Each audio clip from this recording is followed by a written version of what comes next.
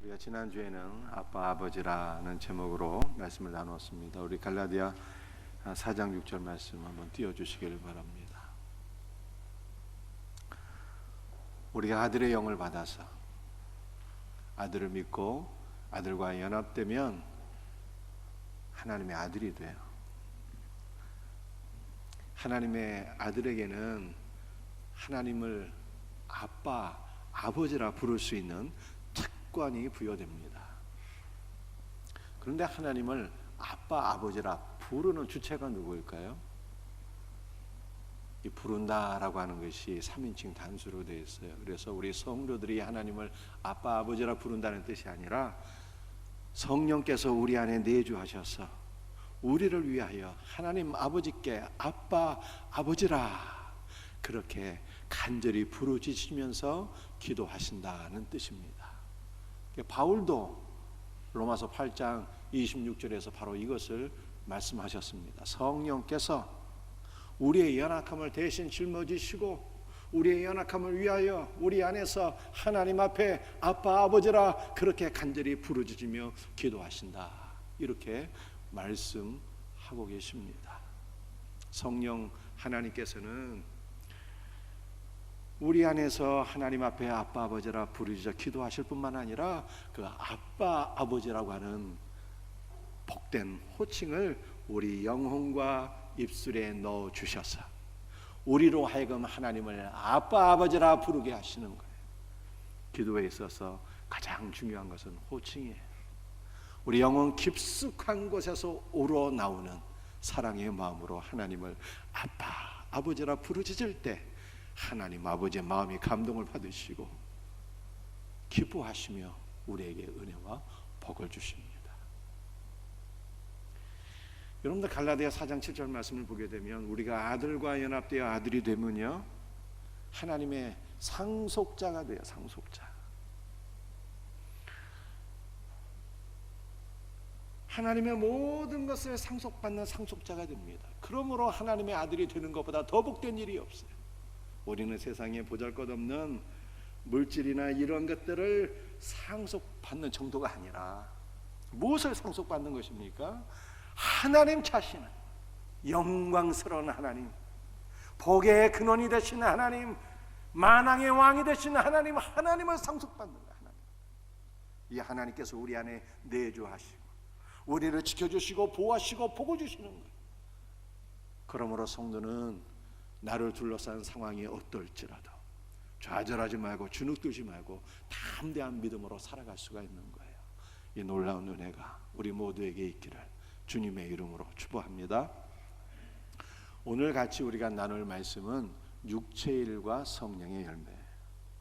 첫 번째로 우리 성령의 육체의 일은 무엇인가를 우리 한번 살펴볼 수 있기를 원합니다. 갈라디아 5장 19절 말씀이에요. 함께 읽겠습니다.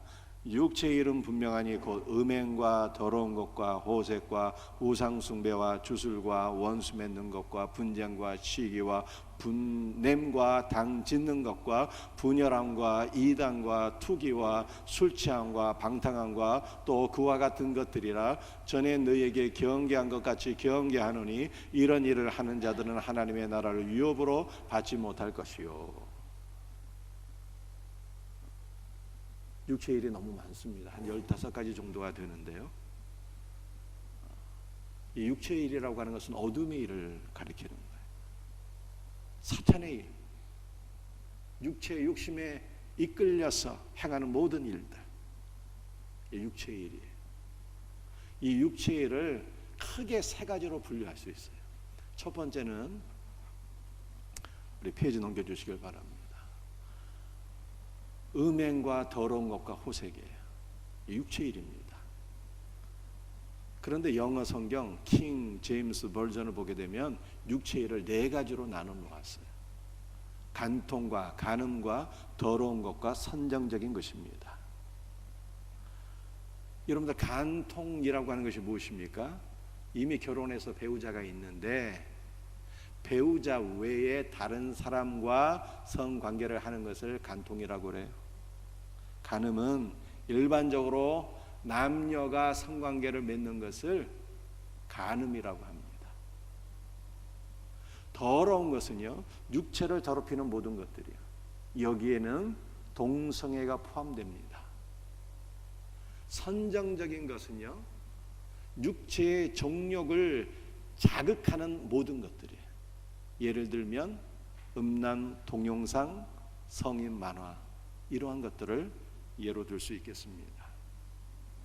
종말의 특징 중 하나는 음행을 가벼운 죄로 여기는 것입니다. 음행을 가벼운 죄로 여길 뿐만 아니라 심지어는 법률 제정을 통해서 죄를 죄가 아니라고 하는 것이에요. 이미 법률 제정을 통해서 간통죄는 폐지가 되었습니다. 또 동성애를 합법화하는 것도 지금 시도하고 있는 것을 우리가 보게 됩니다. 아무리 법률 제정을 통해서 죄가 아니라고 할지라도 성경이 죄라고 말씀하고 있으니 어떻게 합니까? 법률 제정을 통해서 죄가 아니라고 함으로 말미암아 많은 사람들로 하여금 더욱더 담대한 마음으로 죄를 짓게 만듭니다. 소돔과 고모라가 멸망하게 된 이유는 바로 성적인 타락 때문이었어요. 이 시대의 성적인 타락은 소돔과 고모라 못지 않으며 그러므로 종말이 다가오고 있다라고 하는 것을 우리가 깨닫게 됩니다. 성도는 성적인 부도덕함에 대해서 깨어 있어야 하며 조심하고 또 조심해야 됩니다. 여러분들 가운데 나는 성적인 문제와는 아무런 상관이 없어,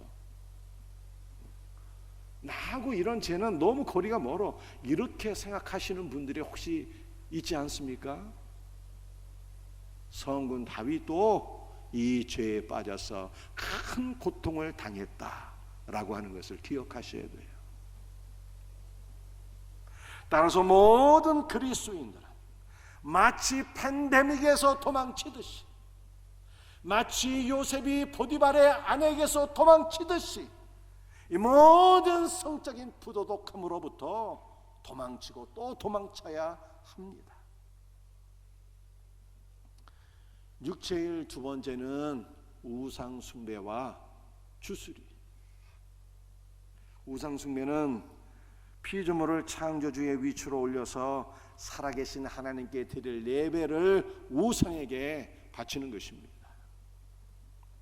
우상 숭배는 하나님께서 가장 가증히 여기시는 죄악입니다.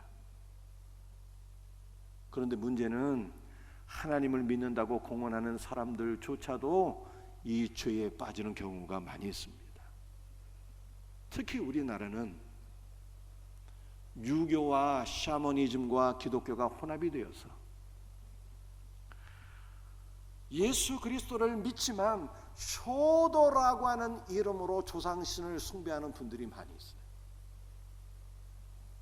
여러분들 가운데 아직도 조상신을 숭배하는 제사에서 벗어나지 못하신 분들이 있다면 과감하게 믿음으로 조상신 숭배가 끊어지기를 주의 이름으로 축복합니다.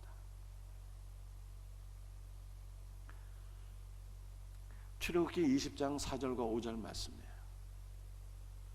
같이 한번 읽어봅시다. 너를 위하여 새긴 우상을 만들지 말고 또 위로 하늘에 있는 것이나 아래로 땅에 있는 것이나 땅 아래 물속에 있는 것에 어떠한 형상도 만들지 말며 그것들에게 절하지 말며 그것들을 섬기지 말라. 구약시대 유대인들은 대표적으로 바알과 아세라 상을 만들어서 숭배함으로 하나님의 진노를 받게 되었고 나라가 멸망하게 되었어요. 그런데 믿는다고 하면서도 어떤 형상을 만들고 숭배하시는 분들이 있습니다. 그 옆 동네의 천주교가 그래요. 천주교에서 형상을 만들어서 숭배하는 이유가 무엇일까요? 하나님을 예배함에 있어서 어떤 형상과 그림을 통하여 은혜와 영적인 유익을 받는다고 생각하기 때문입니다. 그 대표적으로 마리아상이 그래요. 사람들이 마리아상에 앞에서 막 이렇게 절도 하고 기도도 하고 그러잖아요. 마리아상을 통해서 은혜를 받는다고 생각하기 때문에 그래요. 그러나 성도는 하나님을 예배함에 있어서 예배하는 방식조차도 하나님께서 허락하신 것만 취해야 되는 것입니다. 요한복음 4장 23절 말씀, 아버지께 참되게 예배하는 자들은 영과 진리로 예배할 때가 오나니 곧 이때라. 아버지께서는 자기에게 이렇게 예배하는 자들을 찾으시느니라. 어떠한 형상과 그림을 통해서 예배하는 것이 아니라 우리 성도는 영과 진리로 예배 드려야 한다, 이렇게 말씀하셨어요. 영은 성령을 가리키는 것이고요, 진리는 말씀을 가리키는 거예요. 우리는 성령 안에서 하나님의 말씀을 통하여 참 진리가 되시는 예수 그리스도를 만나고 그분과 연합되고 그분을 높이고 그분을 예배하며 그분으로부터 은혜를 받아야 되는 거예요. 이것이 하나님께서 인정하시는 참된 예배예요.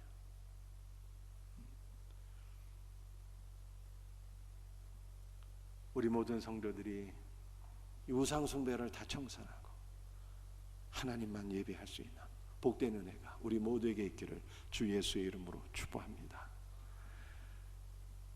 세 번째, 우리 육신의 일은요, 원수 맺는 것, 분쟁, 시기, 분냄, 당짓는 것, 분열함, 이단, 투기 등입니다. 가장 중요한 핵심은요, 원수를 맺는 거예요. 이 원수 맺는 것은 인간 상호 관계 속에서 등장하는 여러 가지 적대적인 관계를 의미합니다. 어떤 사람들은 자기 패밀리에 속하지 않는 사람들, 자기를 반대하는 사람들은 배척하고 미워합니다. 분을 내고 분쟁합니다. 공동체 안에서 자신의 패밀리에 속하지 않는다고 미워하고 배척하고 분쟁하고 싸움을 일삼는 사람들은요, 자신의 영혼을 죽이고 다른 사람의 영혼도 죽이는 거예요. 교회는 어떤 곳일까요? 교회는 그리스도와 연합되고 그리스도 안에서 우리 모두가 하나가 되고 우리 모두가 그리스도 안에서 하나가 되었기 때문에 서로를 보살피는 곳입니다. 이것이 교회예요. 우리의 생명샘 교회는 나하고 한편이 아니라고 해서 분쟁하고 싸우는 교회가 아니라 그리스도 안에서 하나로 연합될 수 있는 복된 은혜가 있기를 주님의 이름으로 축복합니다. 음행과 우상 숭배와 원수를 맺는 것은 육신의 일이며 이러한 일을 행하는 자는 하나님의 나라를 유업으로 받지 못한다, 이렇게 말씀하고 있어요. 하나님의 나라를 상속받지 못하고, 더 쉽게 말씀드리면 하나님의 나라에 들어갈 수 없다는 뜻입니다. 그렇다면 우리는 어떻게 이 육신의 일을 해결받을 수가 있을까요? 사도 바울은 갈라디아 5장 16절에서 이렇게 말씀하고 있습니다. 내가 이르노니 너희는 성령을 따라 행하라. 그리하면 육체의 욕심을 이루지 아니하리라. 성령을 따라서 행하래요. 성령을 따라서 행한다는 것은 성령의 인도하심을 받으라는 뜻입니다. 성령의 인도하심을 받아 살면은 육신의 일, 그 음행과 우상 숭배와 원수를 맺는 이런 모든 일들을 벗어버리게 된다, 이렇게 말씀하고 있습니다. 여러분들, 성령께서 우리 안에 임재하시면 우리를 인도하셔요. 우리를 어디로 인도하실까요? 여러분들, 성령을 제가 설명드렸잖아요. 그리스도의 영, 아들의 영이라고. 성령께서는 우리를 그리스도를 믿게 하시고 우리를 그리스도에게로 인도하시고 우리를 그리스도와 연합되게 만드셔요. 그러면 우리가 성령 안에서 성령의 인도를 따라서 그리스도와 연합이 되면은 모든 육체의 일은 날아가게 되는 것입니다. 여러분들, 육신의 일을요, 육신의 힘과 노력으로 해결할 수 있을까요? 절대로 해결할 수 없어요. 여러분의 노력과 결단으로 이 육신의 일을 해결받으려고 노력해서는 안 됩니다. 노력하면 노력할수록 좌절하고 절망하게 되는 거예요. 왜냐하면 될 수가 없기 때문에. 인간의 힘으로는 안 되는 거예요. 오직 성령을 따라 행하라고 그러잖아요. 성령의 인도하심을 받아 그리스도와 연합되면은 육신의 일은 날아가고 온 우주에서 가장 거룩하신 예수 그리스도의 거룩을 담게 되는 거예요. 이와 같은 은혜가 있기를 주 예수의 이름으로 축복합니다. 오늘 두 번째 우리가 살펴볼 내용은 성령의 열매예요. 한번 따라해 보시기 바랍니다. 성령의 열매는 사랑이다. 갈라디아 5장 22절 23절 말씀 함께 같이 읽도록 합니다. 오직 성령의 열매는 사랑과 희락과 화평과 오래 참음과 자비와 양성과 충성과 온유와 절제니. 여러분 한글 성경에 보게 되면 성령의 열매들은 아니잖아요. 성령의 열매는 단수입니다. 영어 성경도요, 이 성경의 열매가 3인칭 단수로 되어 있어요. 이것은 성령의 열매가 하나라는 뜻입니다. 그런데 우리가 한글 성경을 또 보게 되면 9가지로 보이잖아요. 사랑과 희락과 화평과 오래 참음과 자비와 양성과 충성과 온유와 절제와 9가지로 보여요. 도대체 성령의 열매는 몇 가지입니까? 한 가지가 맞는 것일까요? 9가지가 맞는 것일까요? 성령의 열매는 하나예요. 하나. 단 하나의 성령의 열매는요, 사랑입니다. 삼위일체 하나님은 사랑이십니다. 아버지와 아들과 성령께서 사랑이십니다. 따라서 성령께서 우리 안에서 맺으시는 열매도 당연히 사랑입니다. 바울은 고린도전서 13장에서 믿음과 소망과 사랑은 항상 있을 것인데 그 중에 제일은 첫째는 사랑이라고 말씀했습니다. 사랑이 가장 강력한 은혜요 능력입니다. 따라서 우리가 성령 안에서 그리스도와 연합되어서 그리스도의 사랑을 경험하게 되면 우리의 본성이 변화가 되고 그리스도의 성품을 닮아가게 되는데, 이것이 바로 성령의 열매인 것입니다. 성령의 열매인 사랑은요, 아가페예요. 아가페는 본질적으로 하나님의 사랑을 의미합니다. 아가페는 받을 자격이 전혀 없는 자들에게 거저 베푸는 은혜입니다. 마태복음 25장에서 예수님께서 말씀하신 것처럼 굶주린 자들에게 먹을 것을 주고 헐벗은 자들에게 입을 옷을 주고 과부와 고아와 모든 연약한 자들을 돌보는 것입니다. 이러한 사랑을 베풀려면 성령 안에서 그리스도의 사랑을 먼저 경험해야 되는 것입니다. 성령께서는 우리를 그리스도께로 인도하시고 그리스도의 사랑을 경험하게 하십니다. 그리스도의 십자가 보혈을 경험하게 하십니다. 그리스도께서 십자가에서 흘리신 핏방울 하나하나가 우리들에게 그리스도의 사랑을 증거하세요. 내가 너희를 이만큼 사랑하노니 너희도 서로 사랑할지어다 라고 말씀하십니다. 예수님께서 십자가에서 간절히 외치신 그 기도, 아버지여 저들의 죄를 사하여 주옵소서. 이 기도가 우리의 마음을 감동시켜서 원수조차도 용서하게 만듭니다.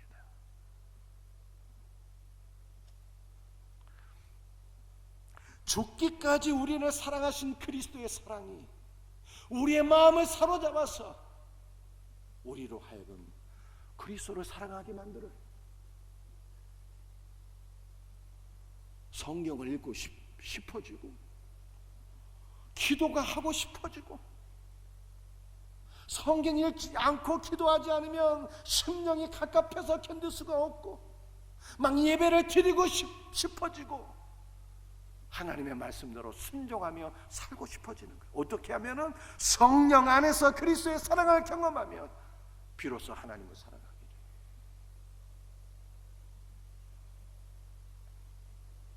성령 안에서 경험한 그리스도의 사랑은 모든 인간관계에서 아름답게 나타납니다. 먼저 가정에서 나타나요.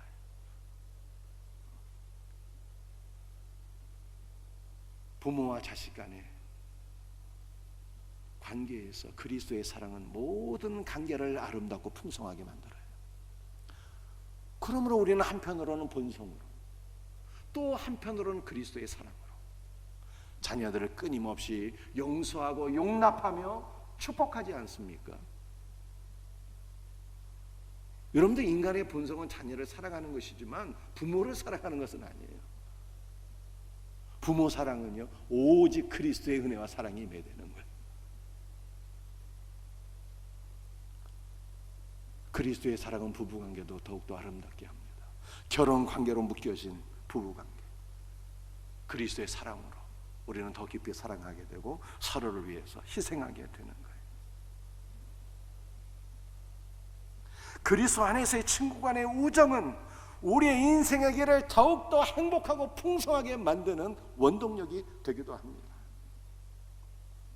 그러나 아가페 사랑은 이 정도 수준에 머물지 아니하고 원수를 용납하고 축복하는 것입니다. 사랑은 우리를 악의로 대하고 대적하는 사람들에 대해서도 오래 참고 그들을 위하여 기도하고 축복하고 베풀고 섬기는 거예요.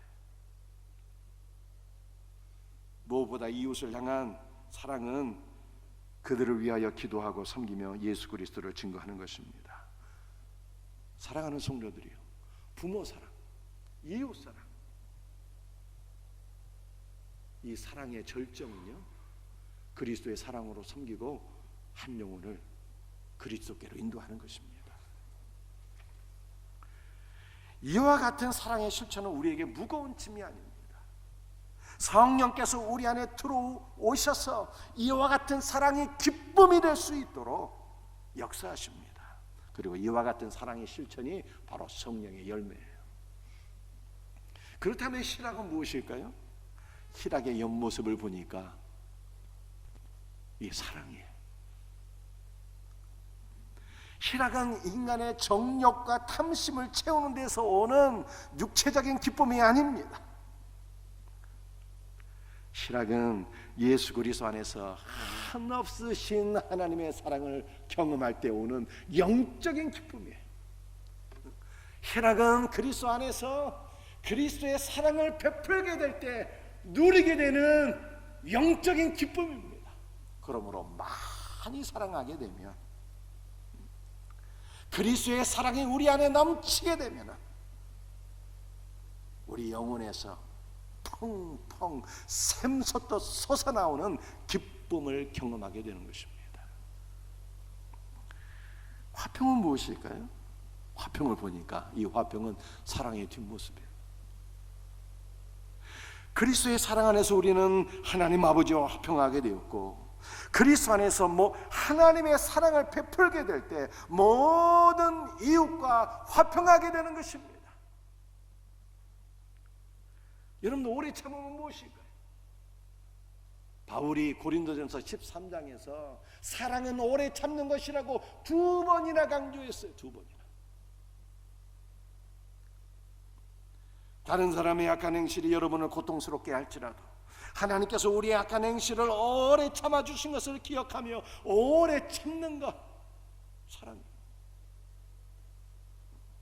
그래서 자녀들의 악한 행실도 오래 참잖아. 왜? 사랑하니까. 자비 역시 사랑의 다른 모습입니다. 자비는 다른 사람을 기꺼이 섬기려는 마음이에요. 특히 신약 성경에서는 죄인을 구원하시려는 하나님의 섬김을 의미합니다. 죄인을 구원하시기 위한 하나님의 섬김이 바로 사랑입니다. 나머지 양선, 충성, 온유, 절제도 사랑의 다른 모습이요, 사랑의 다른 이름입니다. 그러므로 성령의 열매는 단수예요. 성령의 열매는 오직 하나, 사랑인 것입니다. 그런데 오늘 본문에서 말씀하고 있는 사랑은 이 천성적인 성품을 가리키는 것이 아니에요. 천성적으로 인정이 많으신 분들이 있어요. 가난한 사람을 보면 막 긍휼히 여기는 마음, 이래 천성적으로 참으로 복된 마음이죠. 그런데 그것은 좋은 성품이기는 하나 성경이 말씀하고 있는 아가페 사랑은 아니에요. 여러분들 친절히 몸에 배신 분들이 있어요. 얼마나 좋습니까? 부럽습니다. 얼마나 젠틀합니까? 그러나 아무리 정이 많고 친절히 몸에 배어 있을지라도 이것은 좋은 성품이기는 하나 성경이 말하는 사랑이 아니에요.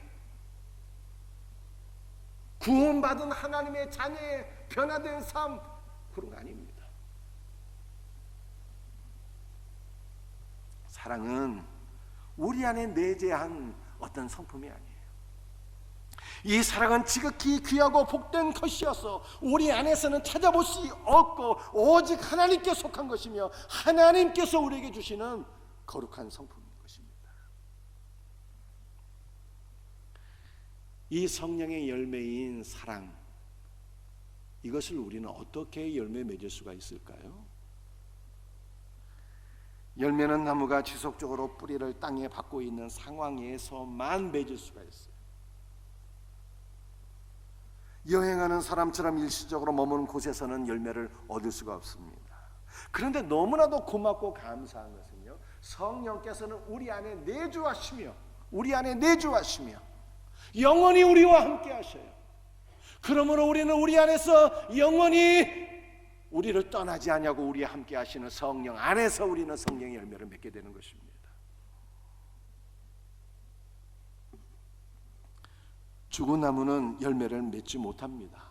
오직 살아있는 나무만 열매를 맺을 수가 있어요.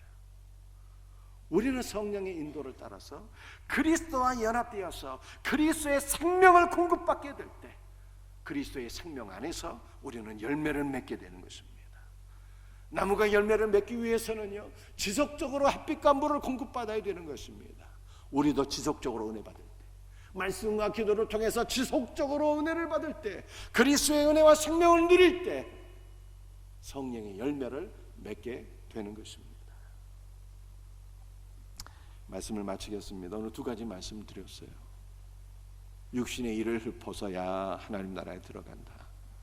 육신의 일 세 가지: 음행, 우상숭배, 원수를 맺는 것. 그런데 이것은 우리의 노력으로 될 수가 없어요. 성령을 따라서 행할 때, 성령의 인도를 받아서 그리스도와 연합될 때 육신의 일은 날아가게 되고 온 우주에서 가장 거룩하신 주 예수의 거룩을 받게 되는 것. 두 번째는 성령의 열매예요. 성령의 열매는 단 하나, 사랑이에요. 나머지는 사랑의 다른 모습, 다른 이름인 것입니다. 여러분들, 이 사랑은 우리가 어떻게 열매를 맺을 수가 있습니까? 성령의 인도를 따라서 그리스도의 생명을 지속적으로 누리게 될 때 이 생명 가운데 사랑이 우러나오는 거예요. 그리스도의 사랑을 경험하게 될 때 우리는 하나님을 더욱더 깊이 사랑하게 되고 이웃을 사랑하고 용서하고 축복하며 섬기게 되는데, 이웃사랑의 최절정은요, 한 영혼을 그리스도께로 인도하는 거예요. 이 놀라운 은혜가 우리 모두에게 있기를 주 예수 그리스도의 이름으로 축복합니다.